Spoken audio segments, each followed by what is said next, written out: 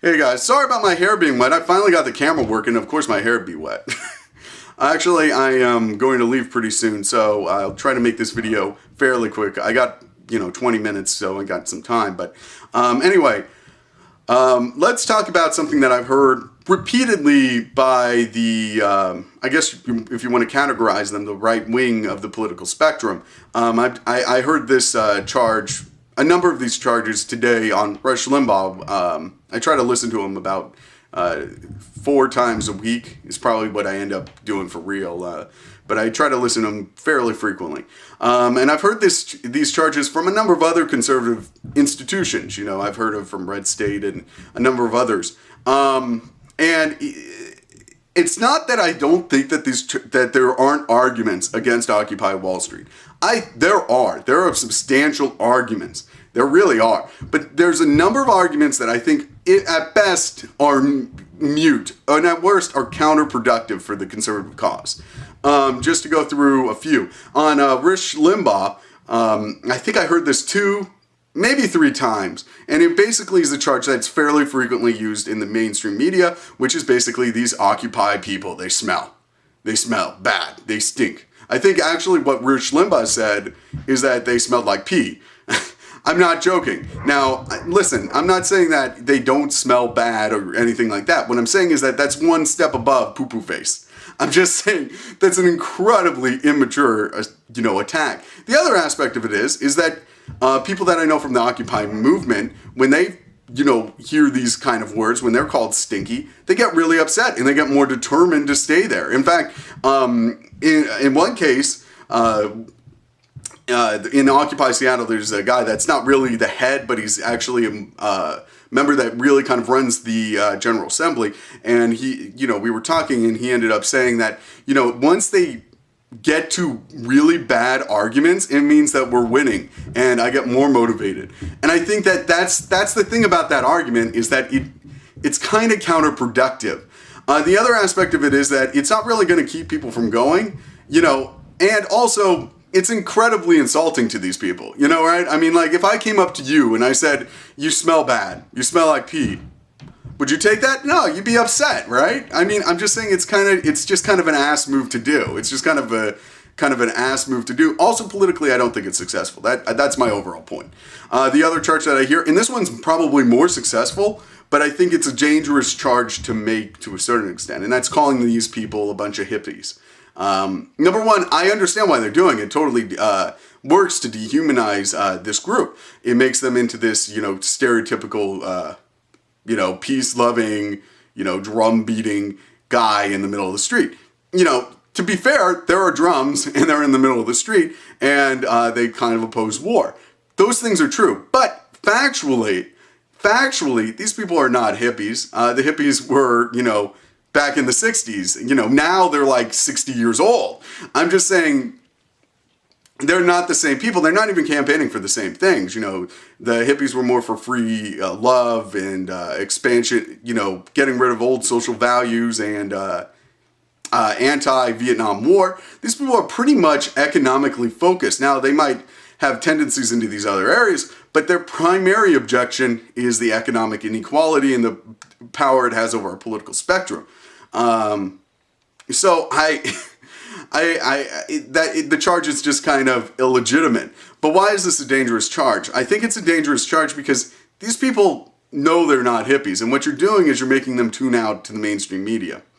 And when you do that, it's going to be incredibly hard to turn these people around. The other aspect of it is that and why this is significant. Why is, it's just a small group you can turn around. No, this group has support. I've seen polling on this. And it's like, at worst, it's like 35 to 50%. I mean, it's not a small group of people. And when you turn that large group of people off from your conservative message, that's a dangerous thing to do because those people are going to turn into your enemies. What do they always say? Don't burn bridges lightly or whatever. There's some crappy quote like that. You should be careful what bridges you burn, I guess is what I'm saying. And, the people already have some level of distrust with the media, rightly so. But if you make this into a whole subculture, you get into a dangerous position because it's not a small subculture and it can change society drastically. And if your goal is to move society back, to bring us back, take our country back, right? You're getting in a dangerous position where they might actually take your country someplace else. You see what I'm saying? The counteraction's what's dangerous about this. The other charge, I think, is probably one of the most ridiculous charges I've heard. Okay, now first I'm going to be real with you. I'm gonna lay out my assumptions. Okay, first assumption: people like to have sex. In fact, most young people really like to have sex. Now, I don't know if you're young, I don't know if you're old, but this is kind of a true fact. Once you get past puberty, you're kind of into sex for a while, right? I'm just saying that I think that's just kind of a fact. Now, maybe you disagree with what they're doing, maybe it's immoral. I don't want to get into that argument. But if you're a young person and you're camping, you're going to have sex outside. You see what I'm saying? You're going to have sex camping. And that's what's going on. Now, people object to this and they say it's wrong and all this. And I don't necessarily think that it's not a problem with the movement.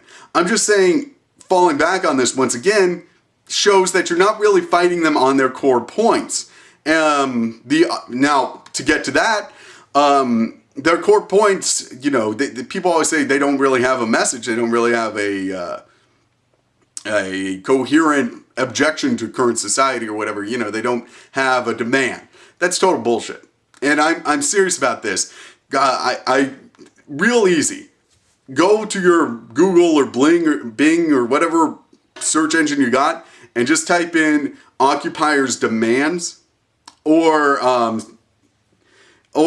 type in, list of or manifesto of occupiers, and you will find a list of demands. You can find it. It's easy.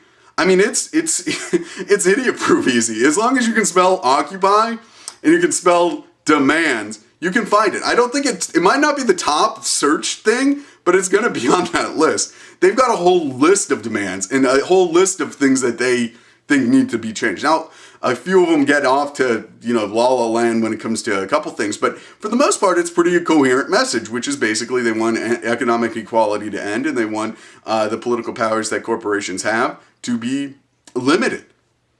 I've heard this complaint by the conservative side all the time.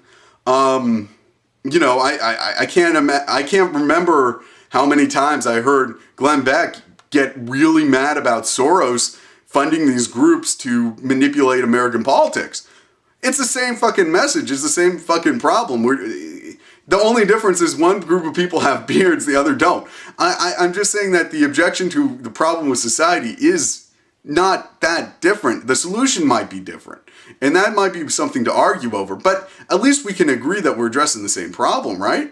No, not really. I think that it's definitely one of those things that's incredibly frustrating to watch because I really thought that the conservative movement would come up with real objections to this. They'd have real, counteracting theories to go on. Well, we want to change the country this way. Maybe you should work for us. I thought they'd lobby for support from this group. They've taken the opposite position, which I think might not be a good move.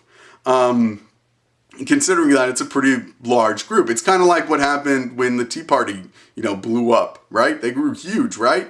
This group's already got more support than the Tea Party had at its peak. I want to make that clear. This is not, I know I said that like 5 minutes ago, but this is not, 10% of extremists working together. Nah, there's some real force and numbers behind this group. I'm serious about that. And if you ignore these numbers, it's going to bite you in the ass. So my suggestion for anybody who's conservative, don't just insult these people. Don't do what they did to the Tea Party. Don't call these people like teabaggers. And don't call these people, just a bunch of whiny hippies. Because it will bite you in the ass. It could cost you this election.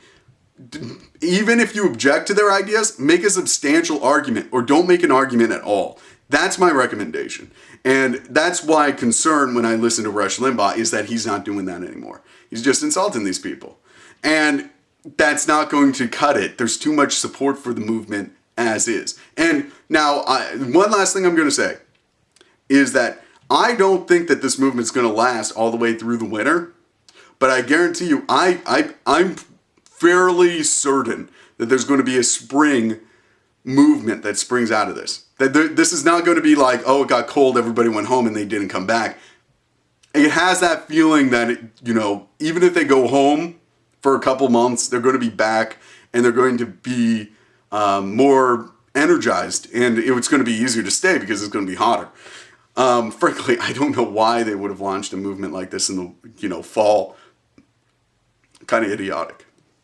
But we'll see. Now, I know the only reason why I was covering this in the first place and not the Iraq war changes is because I've been covering Occupy Wall Street off and on whenever my camera works.